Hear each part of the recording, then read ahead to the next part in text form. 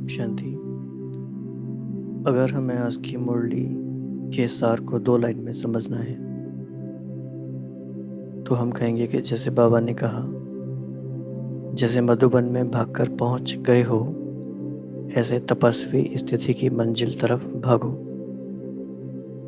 तो तपस्वी स्थिति की मंजिल कौन सी है जिसकी तरफ हमें भागना है, उसी के बारे में आज पूरी मुरली है। तो बाबा ने आज तपस्या के बारे में काफ़ी गहरी बातों को हमें बताया है।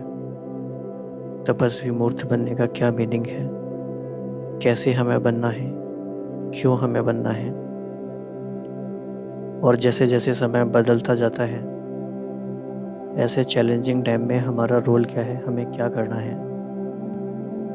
बच्चे भी बाबा से पूछते हैं कि बाबा अब आगे क्या करना है, तो बाबा बता रहे हैं कि आगे अब क्या करना है। तो आज की मुरली की मुख्य मुख्य बातों पे नज़र डालेंगे। सबसे पहले इसी बात पर आते हैं कि तपस्या का क्या मीनिंग है। बाबा ने कहा,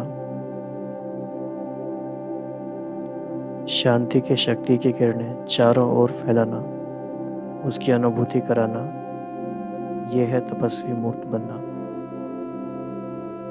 शांति की शक्ति की किरणें चारों ओर फैलाना। फिर बाबा ने कहा कि तपस्वी स्वरूप अर्थात देने का स्वरूप है।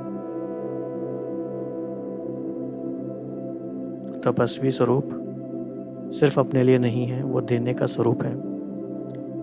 बाबा ने इसको कंपेयर किया सूर्य के साथ। जैसे सूर्य अपनी किरणों से सभी आत्माओं को प्राप्ति कराता है, ऐसे ही तपस्वी आत्मा भी सूर्य के समान है, जो कि अपने किरणों से आत्माओं को प्राप्तियों की अनुभूति करा सकती है। तो बाबा ने कहा कि चेक करो सारे दिन में कितनों के प्रति विधाता बने। तो ये हमारा रोल है बदलते हुए समय में। लेने की कामना रही या देने की भावना रही, तो कितनों के प्रति विधाता बने। बाबा ने काफ़ी फिर एक इंटरेस्टिंग बात बताई आज, क्योंकि चार्ट हम सब रखना चाहते हैं, रखते भी हैं, सबको बहुत पसंद आती है ये बात। बाबा ने एक नया तरीके का चार्ट बताया। तपस्वी स्वरूप का चार्ट क्या होता है, ये है विश्व कल्याणकारी बनने का चार्ट। तो कितने तपस्वी बने अर्थात कितने विश्व कल्याणकारी बने। इसी बात को और शब्दों में कह सकते हैं कि विधातापन की स्थिति का अनुभव कितना किया।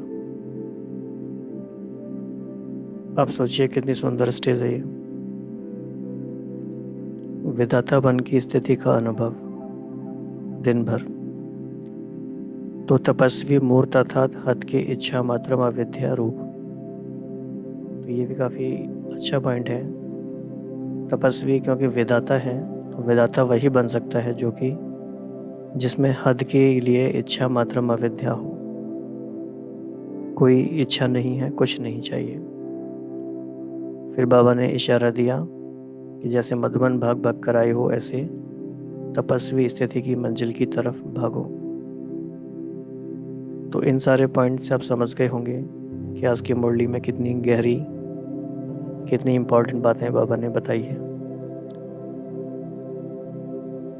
जितनी एकाग्र होकर, जितने शांत मन से हम मुरली को अध्ययन करते हैं, उतनी गहरी गहरी बातें हमें टच होती रहती हैं।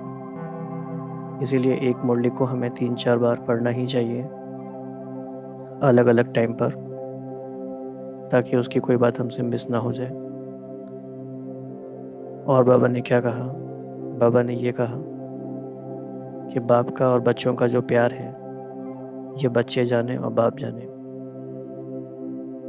और कोई नहीं जान सकता ये बात। और फिर बाबा ने कहा कि सभी लोग मधुबन भाग भाग कर आ गए, तो ये एवर रेडी की रिहर्सल हो गई।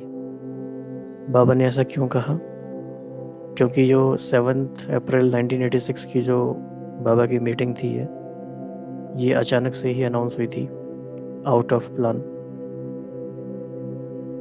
तो सभी लोग भाग भाग कर अचानक से विदाउट रिजर्वेशन भी अपने अपने व्हीकल से मधुबन पहुंच गए। बाबा कह रहे हैं ये भी एक एवर रेडी की रिहर्सल हो गई। तो बाबा हमें हर बात में कुछ ना कुछ सिखाते ही हैं। तो बाबा ने कहा कि स्नेह का सबूत तो दिखाया कि भाग भाग के सभी आ गए, प्यार है ना, तो प्यार दिखाया, अच्छी बात है, लेकिन अब आगे क्या करना है। तो बाबा हमेशा कहते हैं स्नेही हो, अच्छी बात है, सहयोगी हो, ये भी अच्छी बात है, लेकिन अभी महातपस्वी बनो। क्योंकि स्नेही बनना भी आसान है, सहयोगी बनना भी आसान है, लेकिन महातपस्वी बनना ये मुख्य कर्तव्य है, मुख्य पुरुषार्थ भी है ये। तो बाबा मैं बता रहे हैं कि आने वाले समय में क्या रोल है आपका, क्या क्या आपको करना है। तो बाबा ने एक बात कही कि सहारे की अनुभूति कराने के निमित्त आप आत्माएं हो। दुनिया में सभी आत्माओं को सहारे की अनुभूति कराना है। क्यों? क्योंकि सभी आत्माएं अपने आप को बेसहारा अनुभव करती हैं। और बेसहारा क्यों अनुभव करती हैं? क्योंकि सभी आत्माओं को ये एक्सपीरियंस है कि सारे ही संबंध, सारे ही संपर्क स्वार्थ पर आधारित है अधिकतर। तो उनसे चैन नहीं मिलता, सहारा नहीं मिलता, इसीलिए सच्चा सहारा ढूंढते रहते हैं। तो बाबा ने कहा कि ऐसे समय में अखंड महान लंगर लगाओ। किन बातों का लंगर लगाना है? शक्तियों का, गुणों का, खजानों का। और बाबा ने कहा कि संगठन में विधातापन की लहर फैलाओ। बहुत अच्छा इशारा है ये, विधातापन की लहर फैलाओ। तो ये सारी बातें कैसे करनी है, और मुरली पढ़ते पढ़ते भी हम इसका अभ्यास करते जाएंगे। तो इन सारी बातों को हम देखेंगे। ओम शांति। तो आज रूहानी क्षमा अपने रूहानी परवानों को देख रहे हैं।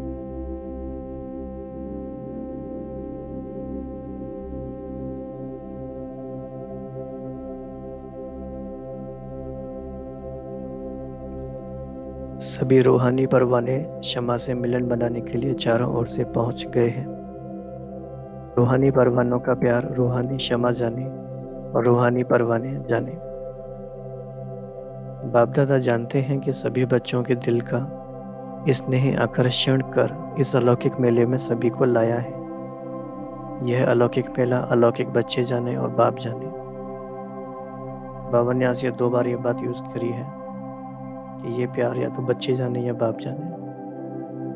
ऐसे ही एक गीत बना हुआ है, प्रभु हम जाने या तुम जानो, हमें तुमसे है कितना प्यार। तुम ही जिगर में, तुम ही नजर में हो, तुम ही मेरा संसार। तो दुनिया के लिए यह मेला गुप्त है। अगर किसी को कहो रूहानी मेले में जा रहे हैं तो वह क्या समझेंगे, अर्थात वो नहीं समझ पाएंगे। और इस मेले की क्या विशेषताएं हैं? 2 विशेषताएं कम से कम हैं। यह मेला सदा के लिए माला माल बनाने वाला है, और यह परमात्मा मेला सर्व प्राप्ति स्वरूप बनाने वाला है।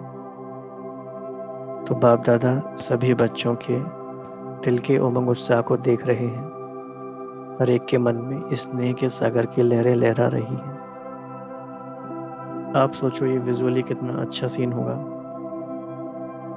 हर एक के मन में स्नेह के सागर की लहरें लहरा रही हैं। तो ये बाप दादा देख भी रहे हैं और जानते भी हैं कि लगन ने विघ्न विनाशक बनाए मधुबन निवासी बना लिया है। सभी की सब बातें स्नेह में समाप्त हो गईं। एवर रेडी की रिहर्सल कर दिखाई। एवर रेडी हो गए हो ना? तो यह भी स्वीट ड्रामा का स्वीट पार्ट देख बाप दादा और ब्राह्मण बच्चे हर्षित हो रहे हैं। स्नेह के पीछे सब बातें सहज भी लगती हैं और प्यारी भी लगती हैं। तो जो ड्रामा बना वह ड्रामा वाह, कितनी बार ऐसे दौड़े दौड़े आए हैं। तो बाबा हमें ये इटर्नल ड्रामा की विशेषताएं भी याद दिलाते रहते हैं। मीठा ड्रामा है, वह ड्रामा वह है, और अनगिनत बार ये रिपीट होता रहा है। तो बाबा पूछ रहे हैं ट्रेन में आए हैं या पंखों से उड़ के आए हैं। इसको कहा जाता है कि जहाँ दिल है वहाँ असंभव भी संभव हो जाता है। स्नेह का स्वरूप तो दिखाया, अब आगे क्या करना है। तो बाबा हर बात को कैसे बैलेंस करते हैं आप देख सकते हैं यहाँ पे। भले ही बाबा प्यार के सागर हैं, प्यारे भी हैं तो न्यारे भी हैं। तो बाबा का फोकस क्लियर है कि बच्चों को क्या बताना है। प्यार तो है, लेकिन आगे क्या करना है। तो जो अब तक हुआ वह श्रेष्ठ है और श्रेष्ठ रहेगा। अब समय प्रमाण सर्वस्नेही सर्वश्रेष्ठ बच्चों से बाप दादा और विशेष क्या चाहते हैं। तो हम यहाँ पे क्या सीख रहे हैं बाबा से कि हमारा फोकस क्लियर होना चाहिए, सिर्फ प्यार में बह नहीं जाना है। तो वैसे तो पूरी सीजन में समय प्रति समय इशारे देते हैं, अब उन इशारों को प्रत्यक्ष रूप में देखने का समय आ रहा है।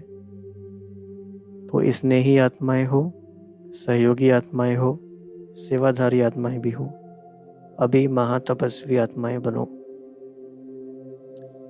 तो क्या मतलब है इसका?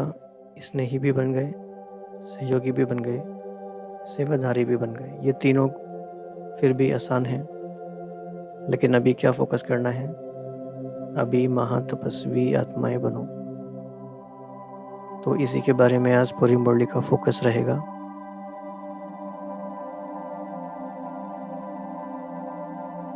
तो 1 मिनट के लिए आप सोचिए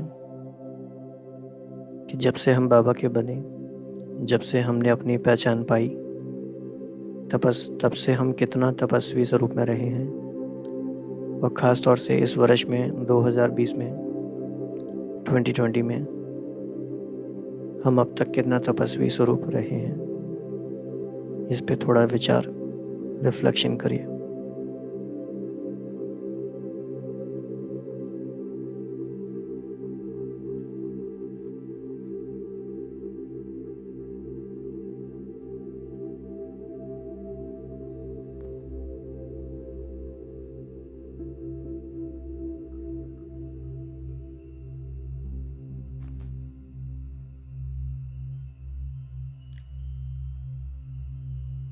तो क्या करना है?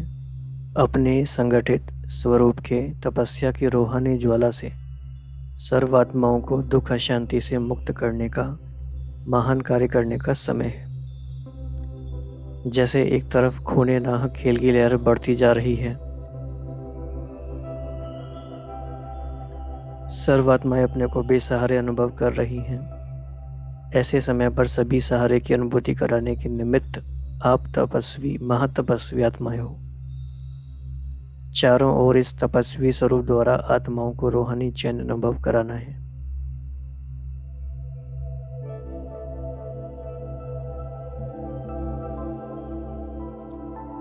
सारे विश्व की आत्माएं प्रकृति से, वायुमंडल से, मनुष्य आत्माओं से, अपने मन की कमजोरियों से, तन से बेचैन हैं।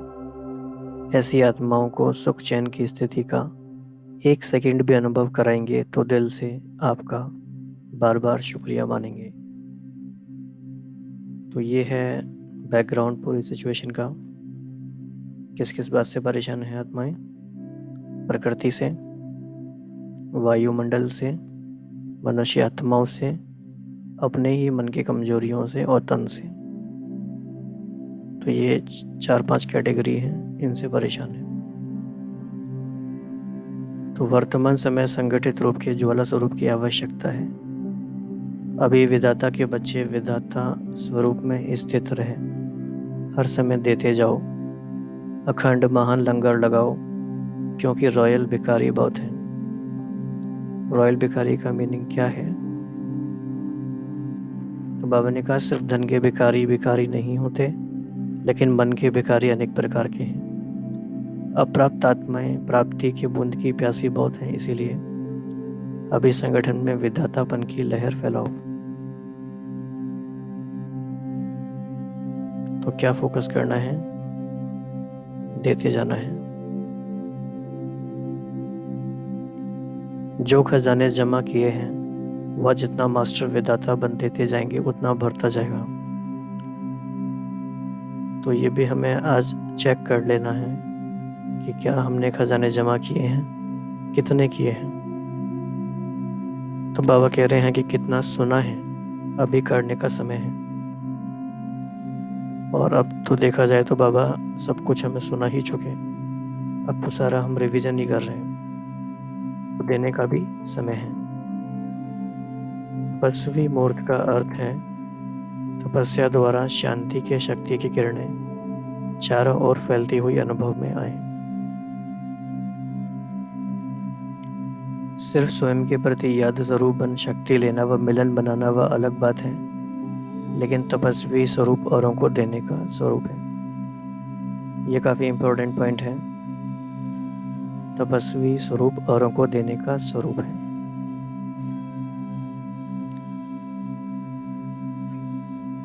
जैसे सूर्य विश्व को रोशनी की और अनेक विनाशी प्राप्तियों की अनुभूति कराता है, ऐसे महान तपस्वी रूप द्वारा प्राप्ति के किरणों की अनुभूति कराओ। इसके लिए पहले जमा का खाता बढ़ाओ।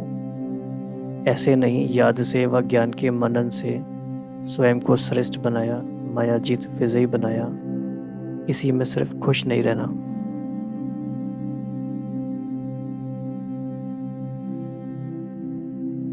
कितनी सूक्ष्म बातें हैं ये।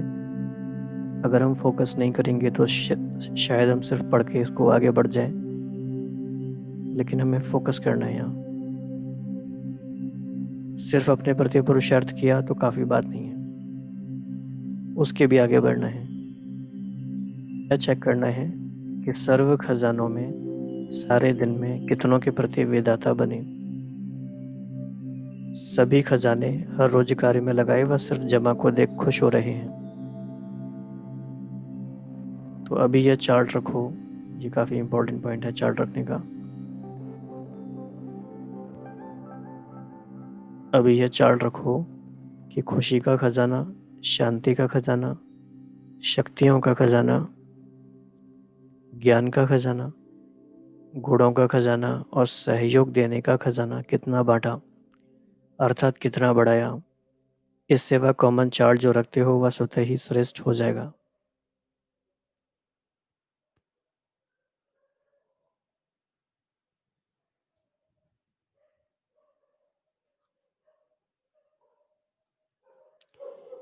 तो परोपकारी बनने से स्वउपकारी स्वतः ही बन जाते हैं। तो समझा अभी कौन सा चार्ट रखना है। तो यह तपस्वी स्वरूप का चार्ट है, विश्व कल्याणकारी बनना। ये काफी इंपॉर्टेंट पॉइंट है। तो कितने का कल्याण किया, यह स्व कल्याण में ही समय जा रहा है। आप सोचो, ये कमाल की बात है। दुनिया में अगर देखा जाए तो स्व कल्याण का भी कम लोगों को ही पता होता है। पर्सनल डेवलपमेंट में कितना कम लोग फोकस करते हैं। बाहर की यात्रा में ही बहुत सारा लोग भागते रहते हैं। लेकिन बाबा यहाँ पे कह रहे हैं कि स्व कल्याण में ही समय जा रहा है या विश्व कल्याणकारी भी बने हो। This is something next level thing. तो बाबा कह रहे हैं कि स्व कल्याण करने का समय बहुत बीत चुका। These are very strange statements. तो अभी विधाता बनने का समय आ गया है, इसीलिए बाप दादा फिर से समय का इशारा दे रहे हैं। तो बाबा ने हमें बहुत इशारे दिए हैं समय प्रति समय।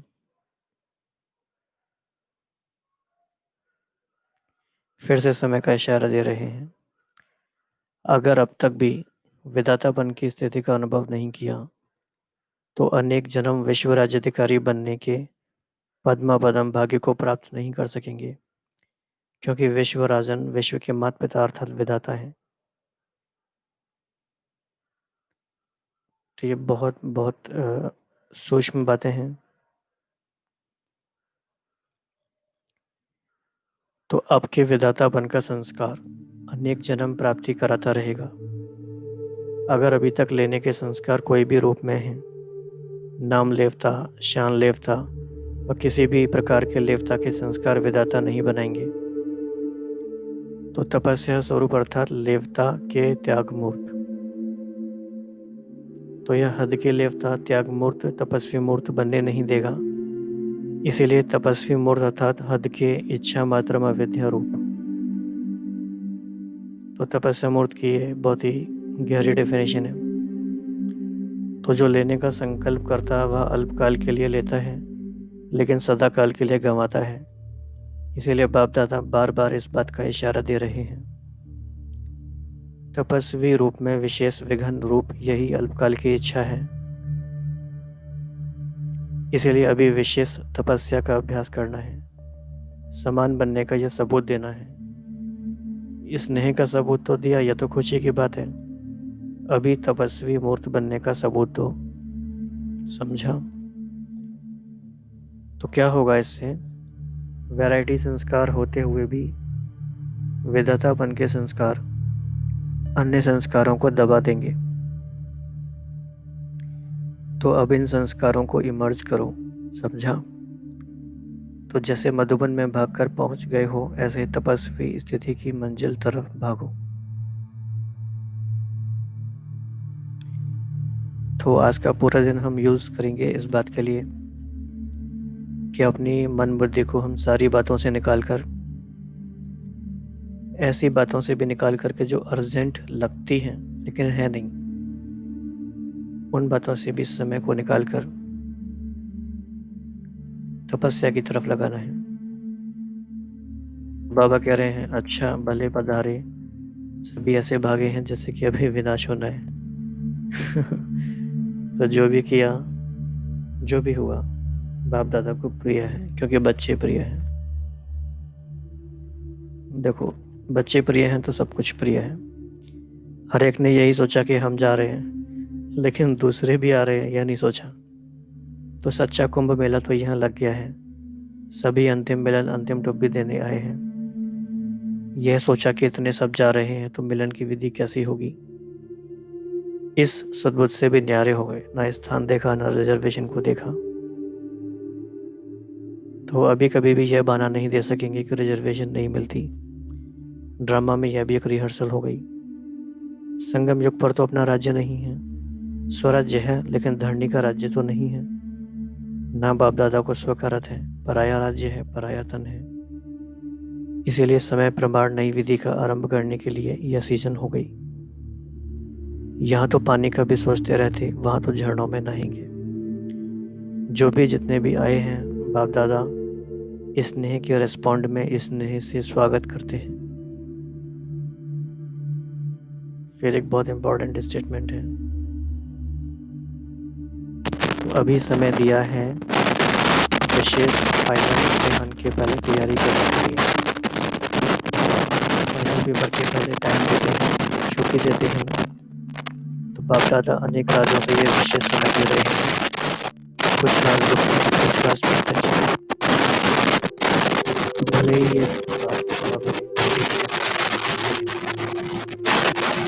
अभी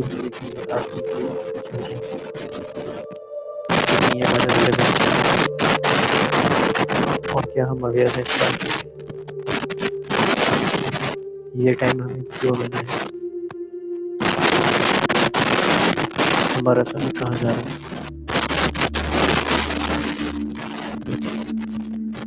कितनी अवस्था को हमने अपना शांत चित्त में रखा।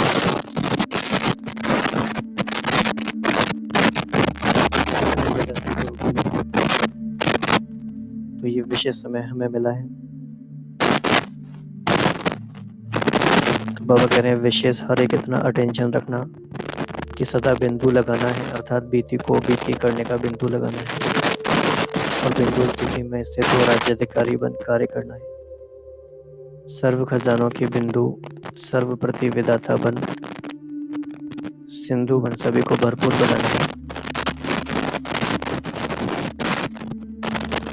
तो बिंदु और सिंधु, ये दो बातें विशेष स्मृति में रख श्रेष्ठ सर्टिफिकेट लेना है। सदा ही श्रेष्ठ संकल्प की सफलता से आगे बढ़ते रहना। तो बिंदु बनना, सिंधु बनना, यही सर्व बच्चों प्रति वरदाता का वरदान है। तो वरदान लेने के लिए भागे होना, यही वरदाता का वरदान सदा स्मृति में रखना।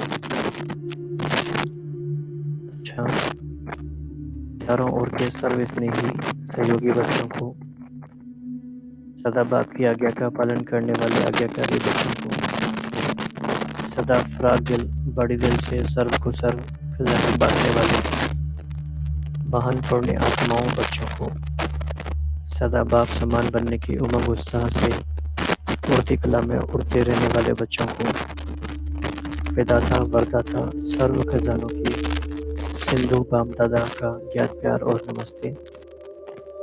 हम सभी बच्चों का, महातपस्वी बच्चों का, बाप दादा को विशेष धन्यवाद और नमस्ते।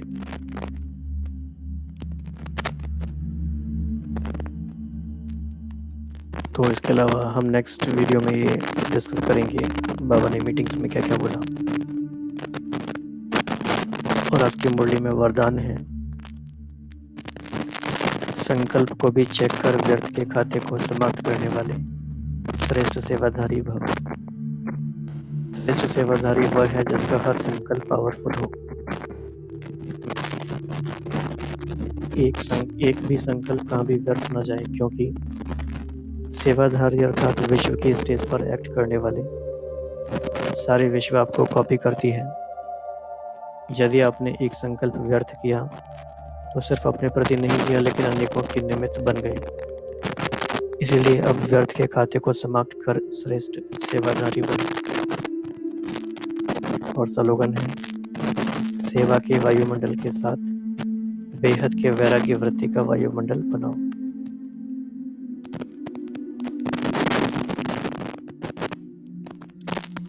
सेवा का वायुमंडल तो ऑलरेडी बहुत है, किसका बनाना है? बेहद के वैराग्य वृत्ति का वायुमंडल बनाना है। तो महातपस्वी बनने के लिए क्या क्या हमें करना पड़ेगा? और बहुत ज़्यादा बातों में हमें बिजी नहीं होना है। जिन जिन बातों में हम समय दे रहे हैं, सारी बातों से समय निकाल कर, विड्रॉ कर, समेटने की शक्ति के द्वारा फोकस करना है तपस्वी बनने पर, विदाता स्वरूप बनने पर, और सूर्य के समान प्राप्तियों की किरणें सभी आत्माओं तक पहुंचाने के लिए।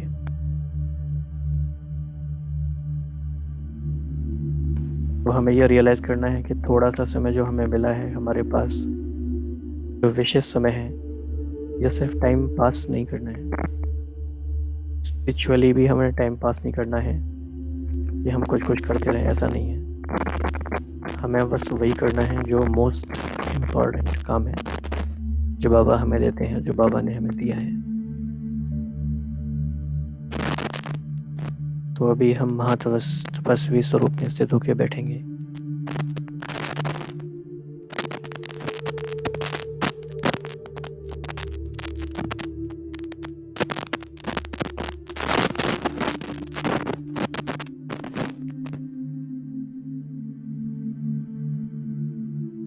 अपने हर एक संकल्प को,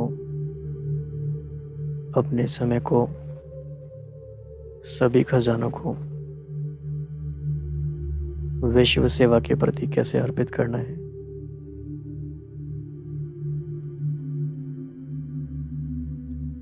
सारी व्यर्थ बातों से समय को निकाल करके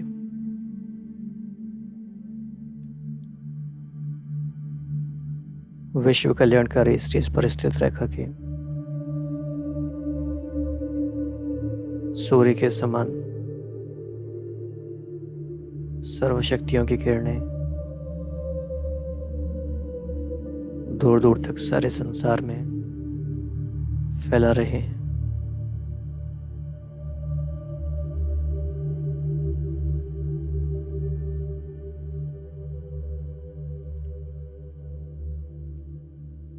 ओम शांति।